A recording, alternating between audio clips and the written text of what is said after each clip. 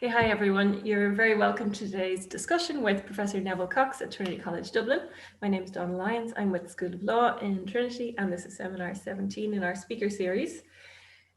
So just to briefly explain the format today, I'll do the welcome and introduction.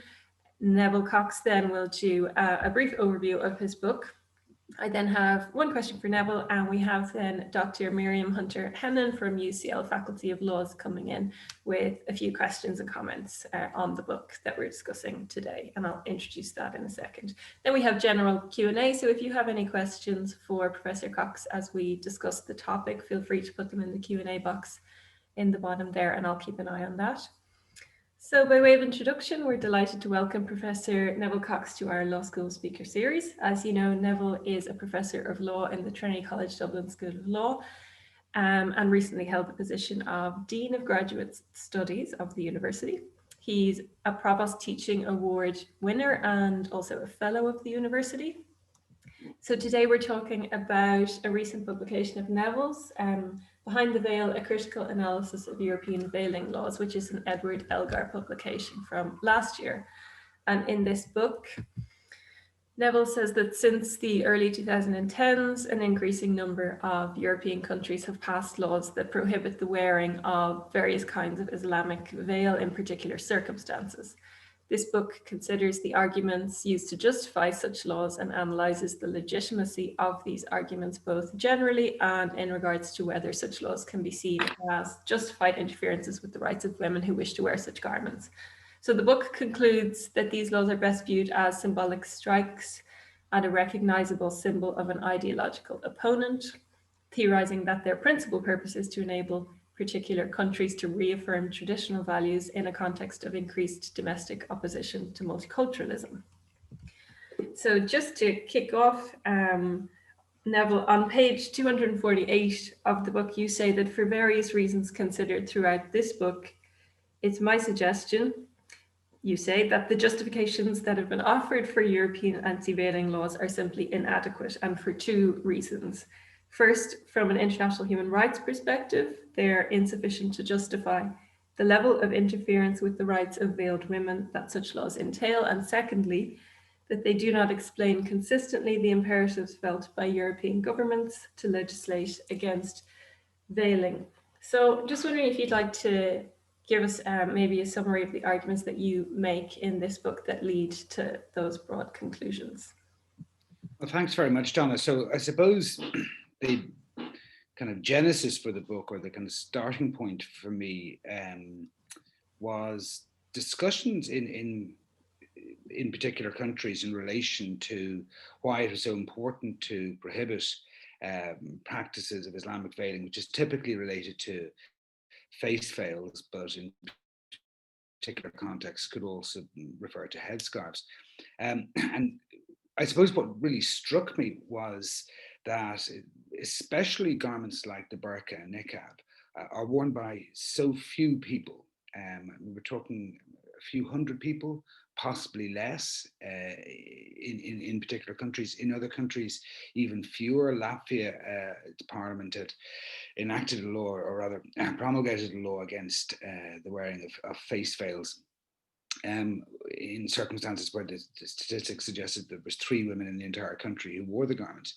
And it seemed to me to be really remarkable that so much legislative effort and time would be spent focusing on garments which, to my mind, simply didn't have the capacity to pose any sort of identifiable risk to the country in question. So it seemed to me, apart from a general interest in Islamic law, it seemed to me a really remarkable example of, across Europe, of countries saying this is a terrible thing, it needs to be banned, where it didn't really present huge identifiable problems as far as I could see, simply because of the numbers. So I got interested in this, and I said, well, okay, look, I can understand a country saying, okay, maybe there aren't many women wearing it now, but what happens if in the future there's huge numbers of women wearing it? So I moved to look at the justifications which tended to get offered in writings in Europe, but also in legislative debates as to why these laws were necessary. and to see whether, in fact, I felt they were even justifiable. And if they weren't, what did this tell us about the sort of mythology that sprung up around Islamic veiling? And so it seemed to me that it broke down insofar as countries were concerned. Some countries said there is a substantial terrorist risk. This was an era where obviously jihadist terrorism was on the front pages. So the suggestion that this was a potential terrorist risk. But I kind of wondered why this would be the case. What was it about the Islamic veil that posed such a terrorist risk or a risk of public disorder, given that one could, the supposed benefits of the burqa and niqab for a would-be terrorist, which would be non-identification, the possibility of carrying explosives under a kind of an all-covering garment, that these benefits were also available in ways which cause no controversy in Europe, such as wearing sunglasses, which obscure identification, or carrying a rucksack, which will enable you to carry a bomb. And especially given that contemporary terrorists are probably more likely to use cell phones to help them with terrorist attacks than anything else.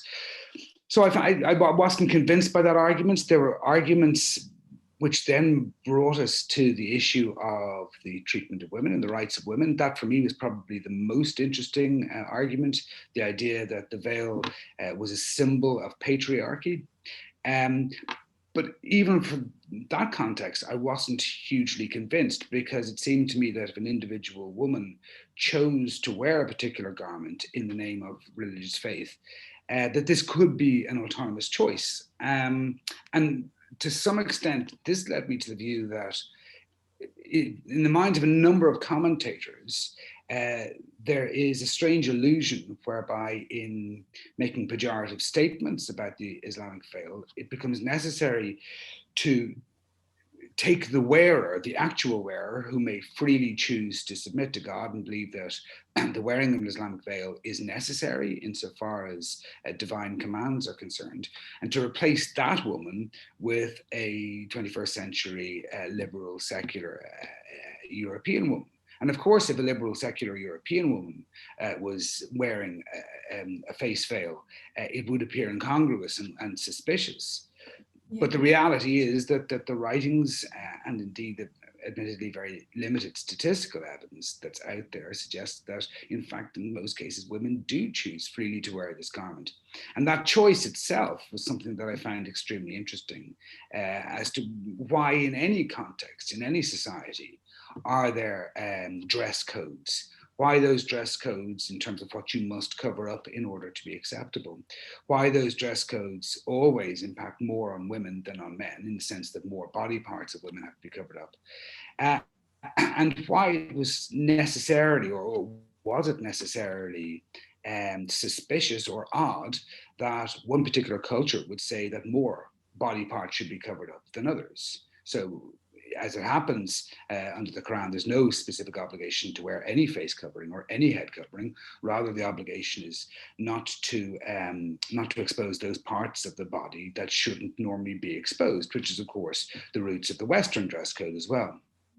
And it seemed to me that it's perfectly reasonable. Millions of people do this. It's perfectly reasonable for someone to take their God as their North Star and to say that their autonomy will be freely exercised, but it'll be conditioned by this moral North Star vision.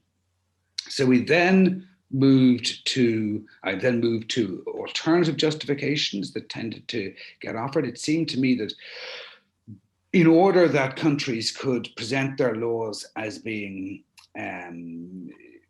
compliant with international human rights visions, they needed to present their arguments fundamentally by reference to the rights of others. So most famously, the rights of others to live in an open society and to have social interaction, or possibly the right not to be presented with something that you find unsettling insofar as ontological security is concerned.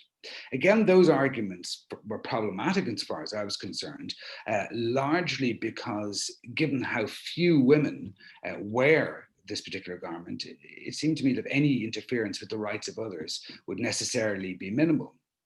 Now, my gut sense is that for a country like France, or on occasion a country like Turkey, undoubtedly the best argument justifying veiling laws is, look, we simply don't like it. We're a secular country. This is an overt symbol of the rejection of a national ideal. And that seems to me to be a not unreasonable justification for a law. But the problem is that the promotion of secularism isn't a textual ground for restricting rights in any human rights documents, and therefore the justifications needed to be reframed so that they were human rights compliant. But in addition, we come back to the idea that this garment is worn by so few women that even if there is a national ideal of secularism, it really is undermined in a very minimal way by the fact that 150 or 200 women might want to wear a garment throughout the entire territory of a country. And so I kind of felt that the justifications which were offered for veiling laws in national parliaments really weren't doing the job, in the sense that for women who wish to veil, clearly this is undermining their right to religious freedom. I would suggest it's very clearly undermining their right to freedom of expression. And to the extent that a law which prohibits veiling in public says to a woman, you must expose a part of your body that you don't want to expose if you're going to enter into this context, it seemed to me that it was a very significant intrusion in the right to privacy, in the sense that it's telling a woman, you must publicize a part of your body that you would wish to keep private. It would be the equivalent of a Western woman being told, in order to enter a hospital or a bus or a library or the public sphere, you must take your top off. There's no difference really in practice. And it seemed to me, therefore, there were significant interferences with rights, and I couldn't conclude that the justifications that were offered actually did justify the level of interference that was involved. So I then focused in on the question of, if these laws aren't having meaningful effect, in the sense that they're not protecting a state against an actual harm, and particularly given that in a number of countries, where the Netherlands, for instance, Denmark, where the legislature was saying this is an urgent issue, it needs draconian legislation, but then when it was enacted, police in countries said, we haven't got the resources to enforce something like this, we have bigger priorities. So it clearly wasn't that urgent. And it seemed to me that probably the best explanations for these laws is that they were symbolic. They were giving a symbolic statement that we don't like this garment, and they were targeting a symbol. So if I stand up in a soapbox and say, I think that a woman's role should be in the home, I think a woman shouldn't be working, and so forth and so on, I'll be allowed to do that. Obviously, I'm going to face consequences in terms of public reaction, but I'll be allowed to do this in these countries. So what's targeted isn't the message itself, it's a symbol of a message. And to me, it was about countries, in effect, reasserting an increasingly less multicultural set of values. So as Europe has become, since the refugee crisis, Syrian refugee crisis, Europe and parts of Europe have, in my view, become far less multicultural in their ideals, and it seemed to me this was symbolically reasserting the new value system, as it were. And it is worth noting that all of the laws in Europe that have been enacted against veiling, there tended to be either a coalition government with a sort of right-wing populist element in it, or alternatively a centrist government in the context of upcoming general election, where there was known to be, according to opinion polls, a strong right-wing and populist challenger. So it seems to me it was governments trying to reach into popular appeal by targeting a particular religion. It was, in other words, a strike by the West against Islam of the kind that really has been going on for pretty much a millennium. Thank you so much. It's absolutely fascinating. I really enjoyed reading the book. I just have one question before Dr. Hunter-Henin comes in. I've heard you speak about the differing approaches between the European Court of Human Rights and the UN Human Rights Committee, which is the oversight body for the International Covenant on Civil and Political Rights. And you note, for example, on page 71, an example of this very starkly differing approaches between the two oversight bodies. So the Dogru and France case, in the case of the European Court of Human Rights, versus the approach of Singh and France in the UN Human Rights Committee, and how the UN Human Rights Committee tends to take a less deferential approach to anti-veiling laws, is more likely to suggest that these anti-veiling laws are contrary to basic human rights. And I'm just wondering, do you think that the approach of the Human Rights Committee is preferable? Is it practicable? Or just wondering, would you like to talk a little bit more about those differing approaches and where you see that going in the future?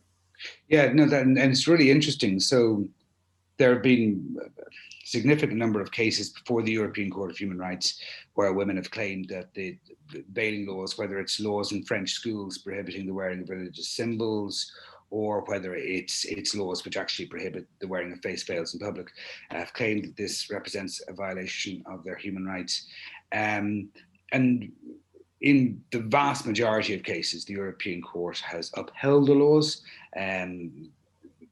One case involving a woman in a courtroom, and one case involving a group of men in Turkey who are wearing religious garments. They're the only examples of states, of the European Court not upholding veiling laws. Mm-hmm. Whereas, by contrast, there have been multiple cases or challenges brought to the UN Human Rights Committee, which has always concluded that these laws do in fact represent unjustified interferences with rights. I think the mechanism which the European Court uses is to simply accept the truth of any allegations of facts that are made by respondent states in support of arguments. So, for instance, we'll say that the Islamic veil compromises the open society, but they won't explain why. European Court of Human Rights, which I think clearly wants to find for states, because it doesn't like telling states what to do when religion's on the line, the European Court of Human Rights will simply turn a blind eye to the absence of evidence, whereas the UN Human Rights Committee will tend to say, look, you haven't provided any evidence in support of your arguments to the state, therefore we can't find you. Do I think it'll continue going forward? To the extent that there are further challenges, it seems to me that it probably would be. I think there's the position of the European Court, it seems to me, is relatively precarious. You find a number of countries, in Britain being the most obvious example, in effect saying, you know, we don't want some kind of supranational court telling us what to do. We've got sensible policies, and we don't want some kind of supranational court telling us what to do in the name of esoteric human rights notions. So I think the European Court will continue to look for ways to defer to states where matters of significant local controversy are concerned. Thank you so much for that. So Dr. Myriam Hunter-Henin is with us today. Dr. Hunter-Henin is Reader in Law and Religion and Comparative Law at the Faculty of Laws, University College London, and recently published a book with Hart Publishing called Why Religious Freedom Matters for Democracy, Comparative Reflections from Britain and France for a Democratic People Ensemble. And Myriam, you have some questions and comments for Neville, if you'd like to go ahead. Thank you, Donna. Thank you, Neville. But let me first say how pleased I am to be with you tonight. Because I loved reading Neville's book, so I couldn't say no when you invited me to take part. I really enjoyed your book, Neville, because it brings measure and reason in our gloomy, emotional, populist times, and I think that on this topic of the veil, we have extremely dichotomous oppositions, and you avoid simplification.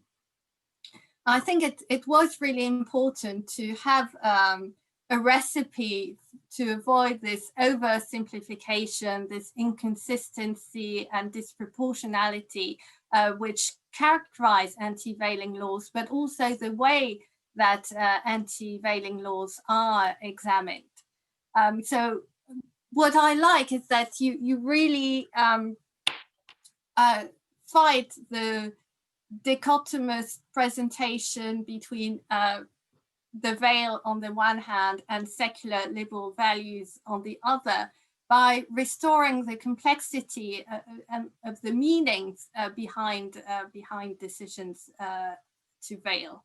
And you show also how there's hypocrisy and inaccuracy in those bans which claim to protect liberal values, but in fact betray those values themselves by interfering with autonomy, as you said, and also by interfering with liberties by imposing majority preferences against minority choices. And against the argument, the current argument that anti-veiling laws are proportionate because they would target only extreme forms of religious manifestation, I think that there again, you sort of reverse the argument and show that actually it is the prohibitive stance itself which is disproportionate because of the discrepancy between its alleged goals and the means chosen to enforce it. Well, I would carry on, but I think people just have to read the book to see how convincing the demonstration is. I think just on the scope, what is also great about the book in having sort of in one book European anti-veiling laws, beyond the wealth of information it provides on the topic, is also that it underlines the duty that is shared by all those member states which have enacted anti-veiling laws, the duty to prove that these laws comply with human rights. And for human rights lawyers, it may seem obvious, but actually in recent times, it's a very important point that needs to be made, because in recent times, there have been several factors put forward that tend to undermine this duty, especially in areas of religious freedom, and especially in relation to anti-veiling laws. For example, when religious freedom questions are raised in the context of countries which abide by a strict form of secularism, the European Court of Human Rights, and you rightly criticize this, is supposed to adopt a deferential approach, almost refrain from exercising any compatibility review. And we also have the idea that liberal values would be in jeopardy now because of a more visible and more extreme, sometimes a more violent form of Islam. And that has encouraged the notion that a stronger reassertion of common values would be required, even if need be, at the cost of human rights. So I think that your book really reminds us that the duty to comply with human rights remains and should not disappear because of the constitutional secular background at stake. And you also demonstrate that this shouldn't be seen as a constraint for the expression of a more muscular assertion of liberal values supposedly in danger, but should be seen as part of this assertion of liberal values, because what are liberal values without a genuine commitment to human rights? And you also suggest ways of renewing our commitment to human rights in this context of anti-veiling laws. And one remedy you suggest is, as I have already mentioned, to restore the complexity of motivations behind the decision to veil, to avoid a monolithic vision on the veil. And here I might have a few questions precisely on the motivations behind the veil. And so I was thinking, reading your introduction, which is endearing because you refer to your experience as a dad and describe the considerations which were in your daughter's mind when she had to choose her party clothes for her first disco. And those considerations were numerous, included practical considerations, whether the outfit would be warm enough, comfortable enough, but also the concerns to abide by standards of modesty, the wish to express allegiance to fashion trends, etc. And the point of your analogy is not to trivialize at all the decision to veil, but to show that the same diversity will exist behind individual decisions to veil.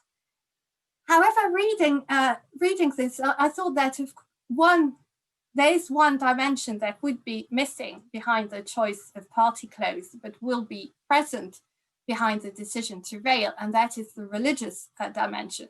You fully acknowledge the religious dimension behind the veil, but my question is whether you think,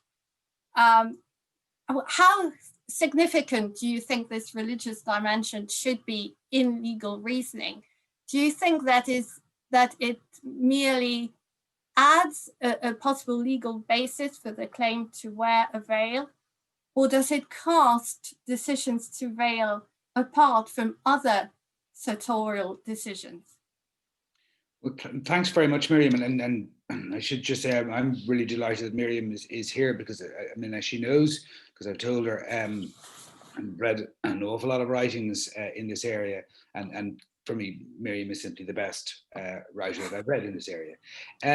So in terms of the choices and the manner by which I embarrassed my daughter by mentioning her in the book, I suppose the point that I was making is that, okay, for any clothing choice, you've got your kind of bedrock principles. I've got to be warm and I've got to be able to afford it. So I've got to be comfortable, protected from the elements, and got to afford it.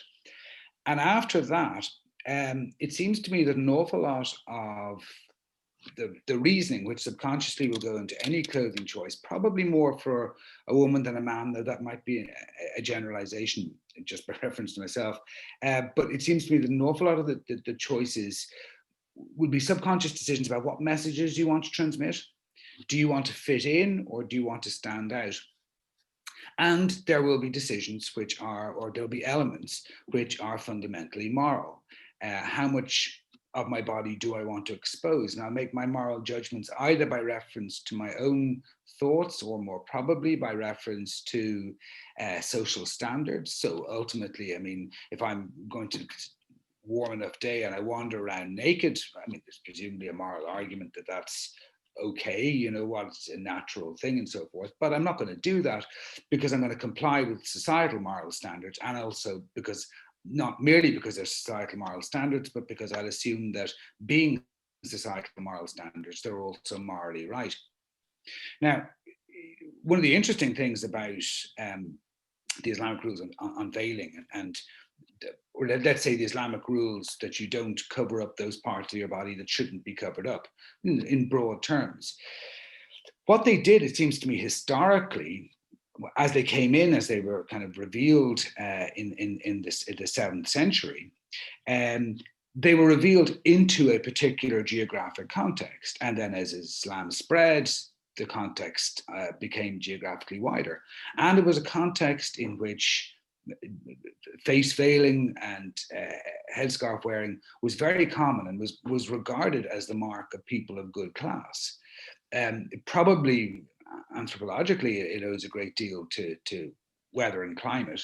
You'd cover your face and your head to prevent, you know, sun injuring you, or if you were in a desert, to prevent sand getting into your face, and so forth and so on. So it may have been anthropologically, it may have been a climate based, but by the 7th century, it was the mark of a good moral woman rather than a prostitute. And so what happens then is the religious element to the thing simply gives a divine imprimatur to existing moral standards. So, you know, for my daughter choosing what she was going to wear to a disco. You're quite right. There wasn't any religious element to it, but there would undoubtedly have been moral elements based on her social grouping. Does the religious element to the thing add weight to what a government or a human rights body should think in terms of saying, look, if a choice in terms of action or in terms of what you wear in this context isn't merely moral, that's to say moral, secular moral, but is also religious moral, does that make it a more weighty choice? On one level, I would have thought not. Most people have these sort of deep-seated, unprovable moral North Star visions and will act in accordance with them, and it'll be central to themselves and to their sense of self that they're able to do so. I suppose, especially for eschatological religion, the only added weight is the idea that in order to attain eternal paradise rather than eternal damnation, it's necessary to live in accordance with these rules. So it might be a kind of higher imperative in that regard. But I think any kind of complete moral North Star vision, which determines and is that the root of someone's conscience and consciousness is got to be something which a state has got to take extremely seriously. So in other words, if I say that my absolute moral North Stars are concerned with the human dignity of other people, then I'm simply not going to compromise on that. And that's going to be who I am. That's going to be my sense of self. If it comes from God or if it comes from some sort of secular roots, it doesn't really seem to matter to me. What matters to me is this person freely and voluntarily says, I will do something which, but for this moral North Star, might look like it's irrational or possibly even look like it's immoral. But I'm going to do this because my moral North Star absolutely conditions my choices. Thank you. Yes, great answer, which prompts me to think that probably the distinction I implied between religious and secular wasn't the right one, because I agree that there could be secular moral commitments which have the same level of cogency, and which determine your entire outlook upon life. And then there would be no reason, I think, I agree, to distinguish. But I suppose the distinction then would be more between decisions that would fall under Article 8 or Article 10 of the European Convention, so protecting the right to privacy or the right to freedom of expression, and decisions under Article 9, protecting religious beliefs, but also those philosophical beliefs which have the same depth and cogency. And there, you make a really astute point in your book about those respective articles, and you argue that Article 10 would probably offer a stronger legal basis for veiling a decision than Article 9. And you're probably right, especially if we go as far as labeling veiling decisions as ideological expressions, because those kinds of expression benefit from a heightened degree of protection within Article 10 expressions.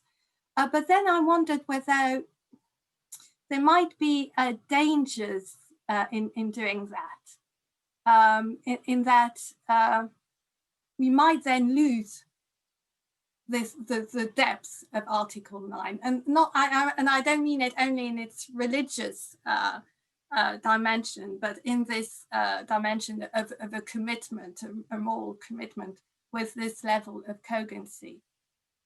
Yeah, I completely agree. So intuitively, for a woman who says, look, I submit to God, I believe that God wants me to wear a face veil, I cannot appear in public without this because it would be an immoral form of exposure.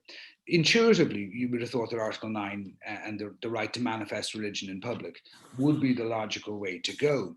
It seems to me that the difficulty is that the European Court has with very few exceptions. The only exceptions really are cases involving Russia and failure to recognize religions. But it seems to me the European Court has pretty much robbed Article 9 of meaning. And it seems you're kind of on a loser, I would have thought, putting you're betting your money on Article 9. And that's why I suppose what I would have been suggesting is that it might almost be more comprehensible to a secular court if the arguments were made by reference to Article 10. And I actually think especially Article 8, so freedom of expression and especially privacy. Because once you bring it within Article 9, you're asking a secular judge almost to step into a realm that they mightn't be able to step into, because I don't believe that there's an analogy between religious belief and other belief. I think they're just simply not analogous situations. Whereas with Article 10, freedom of expression, you're asking a judge to deal with someone who is conveying messages which are potentially shocking, offending, and disturbing, but with a wealth of jurisprudence from the European Court that freedom of expression absolutely includes the freedom to shock, offend, and disturb. So I think I suppose I was kind of, at the time I was writing that chapter, actually, I was arguing a case before the European Court of Human Rights. And so I was thinking about how, now I was on behalf of the state, but I was thinking, how can arguments be framed in a way in which they're going to be appealing? And as we know, what the European Court tends to do in these cases is to say, okay, right, there's an Article 9 argument, we look at this, no, we've rejected that, and there's nothing new that arises under Article 10 or indeed Article 8. And one of the really interesting aspects of that, it seems to me, is that there tend to be sort of public order arguments which are raised as justifying laws against failing. If you built your case on Article 8, well, Article 8 doesn't allow for the right to privacy to be restricted in the name of public order. It's one of the articles that simply doesn't include that. Again, kind of thinking almost as a practitioner, that seems to me to be something that you could possibly hang a case on.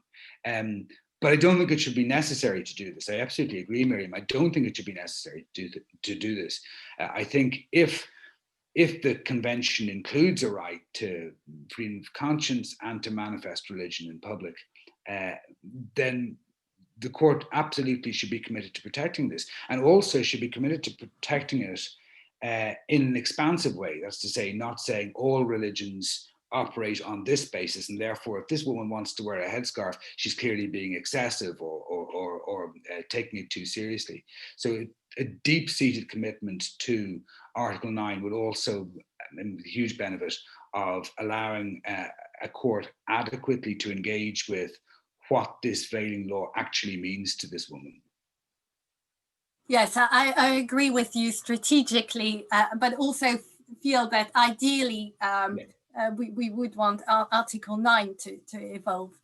And talking about how maybe there are signs of improvement, I was wondering whether you mentioned at some point that in respect of Article 9, the European Court of Human Rights often takes advantage of the subjective test used under Article 9.1 to determine what counts as a protected religious practice, to elude any engagement with and consideration of the motivations behind the veil.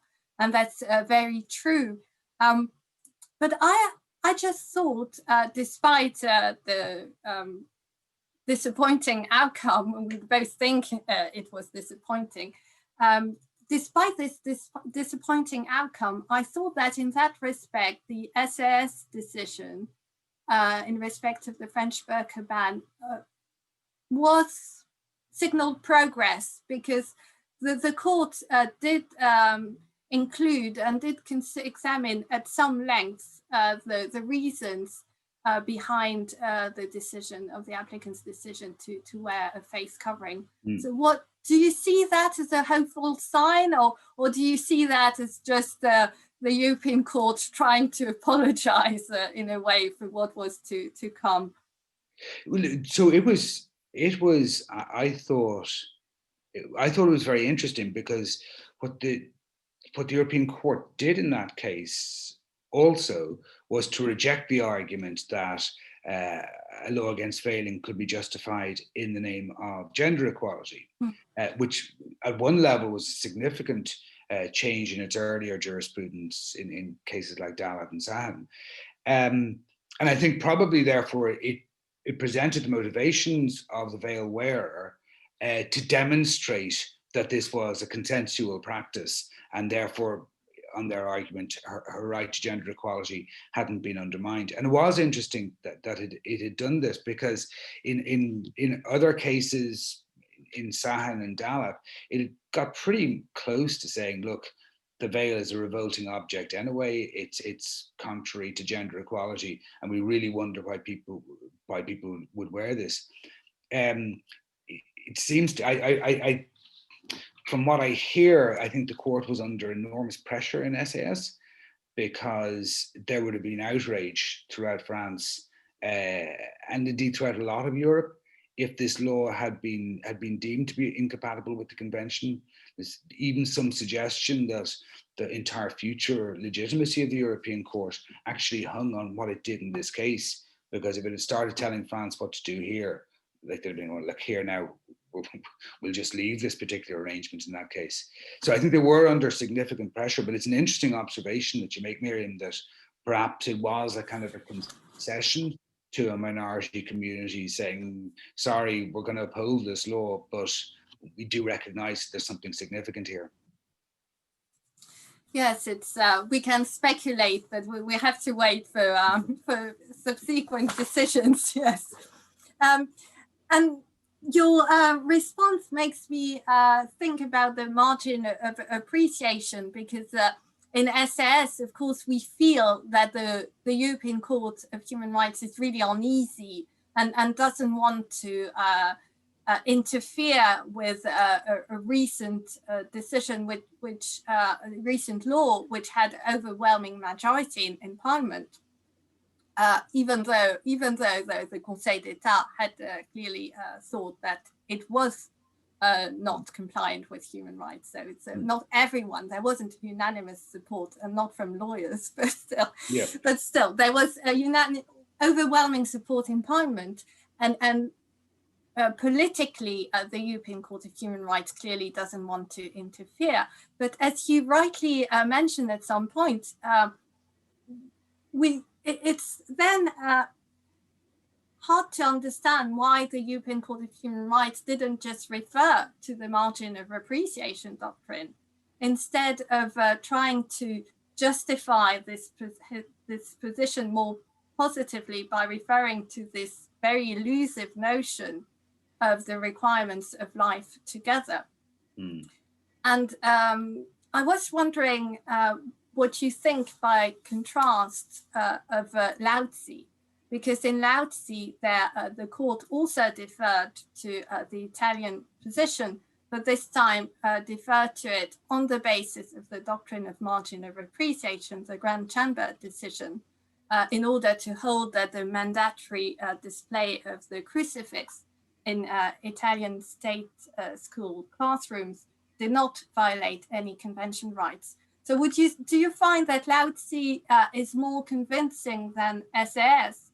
And is it more convincing because the legal basis chosen is more open, more honest about the motivation behind the decision? Or do you think that maybe its outcome is also more convincing? Yeah, it's really interesting. I mean, the Grand Chamber decision in Lao Tzu is, at one level, it's astonishing, because it takes an awful lot of what had gone before, the court in effect saying that neutrality, or that secularism was a middle ground between religions and therefore a neutral position, and the court rejects that and says no, secularism is itself very much a sort of an ideological position of its own. It says that children will not be unduly influenced by the sight of crucifixes in classrooms, whereas in previous cases it had said that school children might be hugely influenced by the sight of a teacher wearing a hijab. I suppose to me, the cases though are identical in this respect, in that it's the court doing its best to find a way to fine for the state. So it'll work out some kind of peg on which it can hang a decision which will support the state, so that it doesn't have to tell the state what to do when religion's on the line.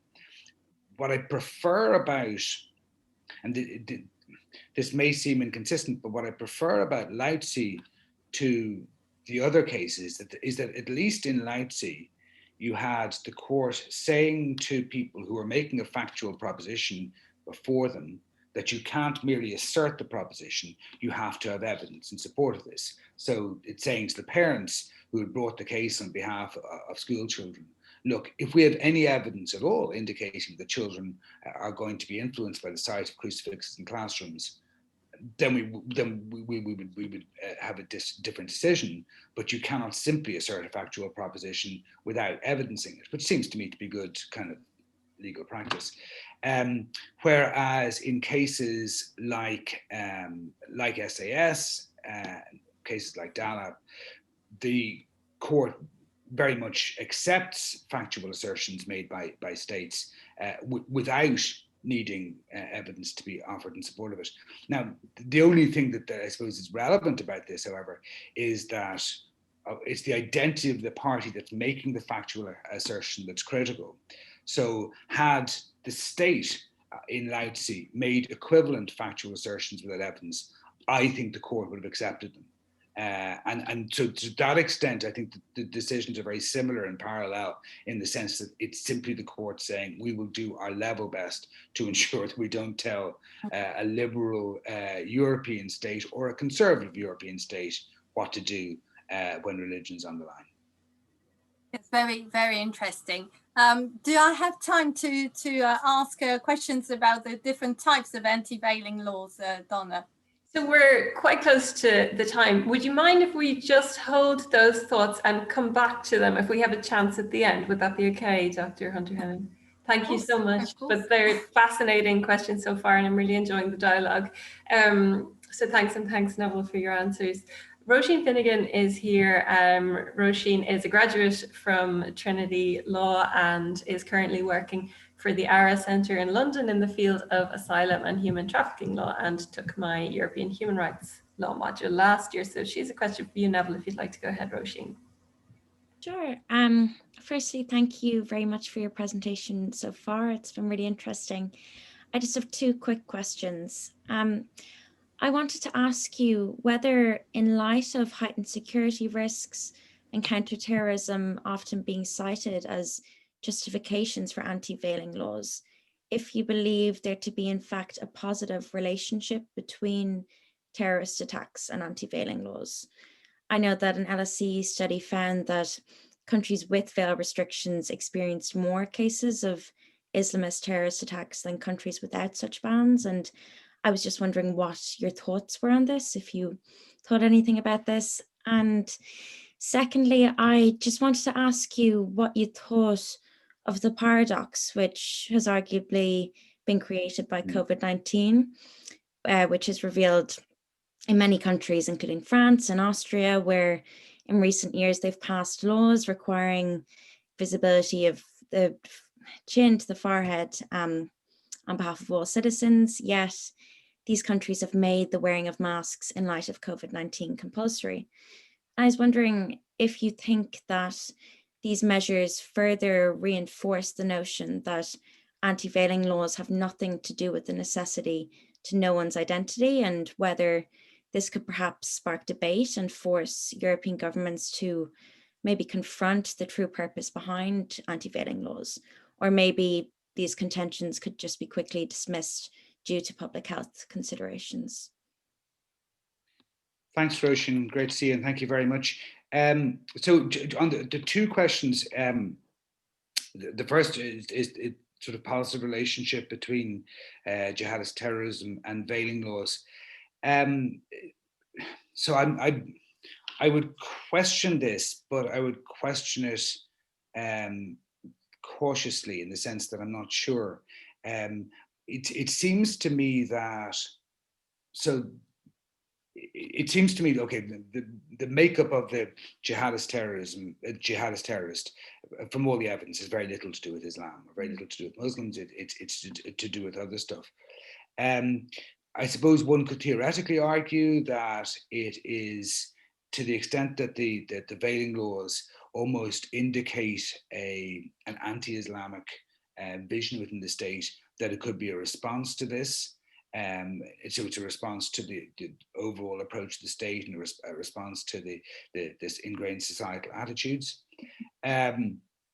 Alternatively, it could simply be coincidence. It could simply be that in these countries, the countries that have veiling laws, and they're an increasing number, there may just simply be Salafist jihadist terrorists who are just going to engage in their activity. So maybe there's no relationship. It's a really good question, and it's a really interesting one. And I have to say, it's something that I'm just going to have to look at and think about. But it's given me sort of very significant pause for thought.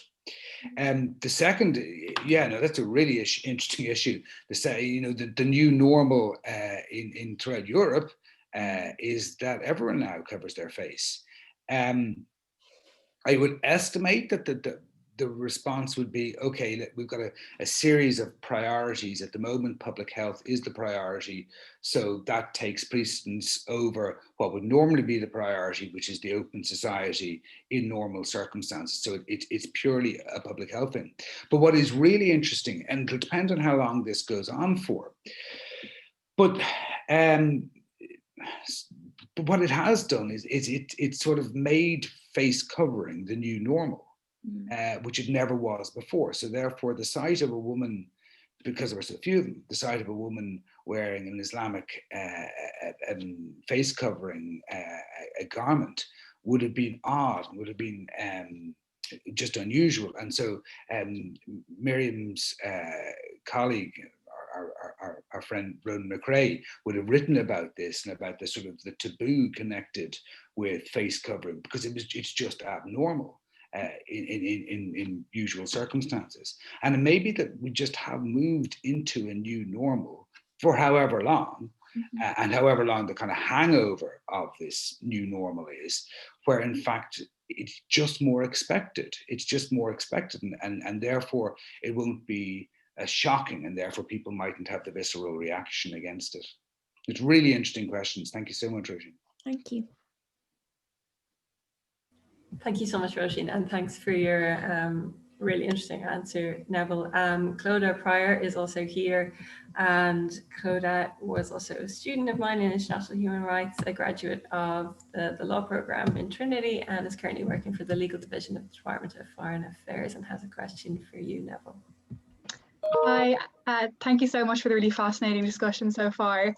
My question's in a similar vein to Roisin's. So as a result, so in 2014, the European Court upheld the French ban on face coverings and accepting France's aim of living together. But as a result of the pandemic, the concept of living together has changed completely, and the wearing of face masks or anything that covers your face at the moment has become the norm across Europe. So I was just wondering, do you think the position of the European Court and of France there of banning veils on the basis of living together is now untenable as a result of what we've seen from the COVID pandemic? Yeah, so that's really interesting. I would have said, okay, so there's two ways in which this could be positioned. Let's say there was another challenge at the European Court, and making exactly the arguments that you make, Clodagh, that the living together ideal just doesn't hold anymore because we have this new normal. I would have said that there are two potential responses. First of all, there's the argument that there's a difference between someone who wears a mask to protect against COVID and someone who wears an Islamic face veil, in that the former is not actually sort of expressing the view that I reject the open society. She is alternatively saying, I would love the open society, but I'm wearing this so I can be as close as possible to you while also staying safe. Whereas arguably, I don't agree with this incidentally, but arguably the idea is that the woman in the face veil is saying to very secular France, I reject your vision of a society. Because, and I'm wearing this to demonstrate exactly how much I reject your secularist vision. On the other hand, if I was France, and I think this probably would work actually. If I was France, if I was the lawyer representing France, and I wanted to position my argument before the court, where I actually really wanted to say, look, it's not so much the open society where people can talk to each other, it's the secular society that's critical here. I'd simply try to justify the law by reference to public morals. I would simply say secularism and openness is part of our public moral vision. And therefore, if you make that argument, and if that's accepted, it really doesn't matter how few women are wearing the veil, because you're not saying there's a tangible harm to other people. You're simply saying the moral vision is being compromised, at which point the inquiry becomes how deeply held is that moral vision, how consistent are you in your approach to that moral vision, and so on. But again, really interesting questions. And, it's going to be so interesting to see how long we're wearing masks for, and how long the sort of familiarity with face coverings will continue to hang over into Europe. It may be, after all, that once the crisis is over and people aren't wearing masks, it may be that there's such revulsion of what's gone before, such hatred of what's gone before, that it'll be instantly saying, Jesus, no, these masks are worse than ever, these face coverings are worse than ever, because it brings us back to this awful kind of experience that people have lived through. Thank you, Neville. Thanks, Claude. That's a fantastic question. And there are a few questions in the Q&A on face coverings in relation to pandemics and the mask. So I suppose not to ask you to answer these again, but I'll just read them out to give you a flavour for what people are thinking. And there's no need to go over the same territory again. But just from Tural Faye Sulayev, I welcome you from Azerbaijan and thanks for the wonderful subject. From Saba Malik, hi Donna and Neville, just an observation. In the world we live in now, everyone wears a mask due to COVID-19, so allowed despite possible security threat, etc. So in the future, do you think that the views of the lawmaker would change for the burqa and especially niqab, which essentially is similar, a similar face covering? And actually, I was speaking to Saba Malik earlier, who also noted the point that rather than empowering veil wearers, these anti-veiling laws potentially immobilize them and marginalize them from society. And that's something that you've spoken about in your text as well, Neville. Then from Ruth Kelly, I'd be interested to hear a reflection on how this discussion of veiling might change or relate to emerging increases in various forms of face coverings, for example, for health reasons, but also to avoid facial recognition software. I wonder, does this change the weight that should be given to freedom of religion and belief as opposed to freedom of expression or privacy in this context? And from Quiva Cotter, dear all, thank you for such an interesting and insightful discussion. My question relates to the evolution of justifications for anti-veiling laws. Given the global pandemic, many states have taken policy measures in the name of public health and enacted legislation encouraging or mandating mask wearing. How do anti-veiling laws compare with these and other laws that are based on public policy justifications for dictating what's permitted or not? And Merry Christmas from Quiva. So yeah, this is obviously on people's minds. So we want to ask you to go over that same territory again. But is there anything you wanted to kind of to add in there, Neville, before we move along? No, it genuinely is really interesting. Actually, yeah. I mean, it should be remembered that there are plenty of countries which have actually, always prohibited masks for various reasons. What marks out the debates about the contemporary veiling laws is the way in which they highlight one particular form of face covering as being more worthy of condemnation than others. But I think that the arguments are really interesting. It's also, there's been writers who've sought to justify laws against wearing burqa and niqab actually in the name of public health. So the argument, it's a ludicrous argument because there's no public health component to the thing. But the idea that someone who's wearing a face covering all day might actually be compromising their own health. And you actually found very similar arguments being made by some of the anti-maskers who are saying, it doesn't protect public health and it actually compromises the health of the wearer. So it's interesting. Thanks, Neville. Conscious that we didn't get to all of your questions, Myriam, but I'm just wondering, would you like to maybe summarize some of the ideas in a couple of sentences and then we'll wrap up? Or would you like to just move along? I don't mind. Oh, I think I'll just conclude by repeating how much I really enjoyed reading the book, how much I recommend the book to anyone. And I think the interest of the book, I would say, go beyond anti-veiling laws and got me, prompted me to think about religious freedom and pluralism beyond this debate of anti-veiling laws. So really a great book. Thank you. And thank you again for inviting me. Very much so. Thank you so much, Myriam. And thanks again to Professor Cox. Thanks to everyone for excellent questions. This book, Behind the Veil, touches on really important issues relating to freedom of religion, personal autonomy, comparative law, secularism, diversity, Islamophobia, and many other topics. I very much enjoyed reading it also and would recommend it highly. So again, Neville, I'd like to express my gratitude to you for sharing these research findings and really valuable insights. And it's been a great privilege to speak with you. Is there anything else you'd like to say before we close the session? No, well, first of all, say a huge thanks to Myriam, and I'm very, very honoured that she'll be here. And Donna, I'm also very honoured to be part of a series which just has the most, not including myself in this, just the most extraordinarily eminent writers. And I want to pay a huge tribute to you, Donna, for all you've done in organising this series and in running it. It's been absolutely brilliant. So thank you so much. Thank you so much, Dr. Cox. Really appreciate that. And thanks again, Dr. Hunter-Henin, for joining us, and to everyone. And with that, I'll close the session.